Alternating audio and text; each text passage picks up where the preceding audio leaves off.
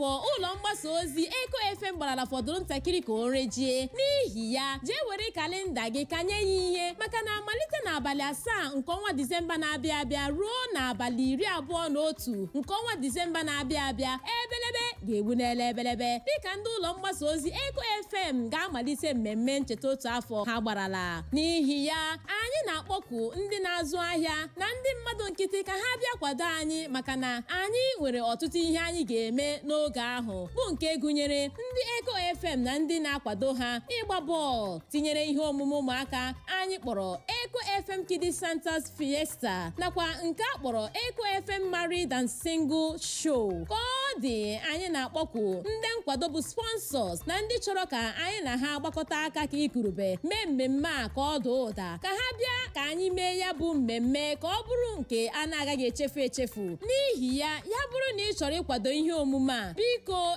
egbula oge ọbụla kpọọ akara ekwentị a bụ 0707 491 3440 0707 491 3440 0707 491 3440 ma ọ bụkwanụ 0707 491 3437 0707 491 3437. Ekwekwala ka akọrọ gị ihe omume a n'akụkọ. Gaakwa n'ihu n'ige ntị n'ụlọ mgbasa ozi redio a iji nwee ike nụrụkwuo akụkọ gbasara ihe omume a. Eko FM ndị na-aṅụrị ọṅụ maka ịgba pụrụ iche ha tirila na mgbasa ozi.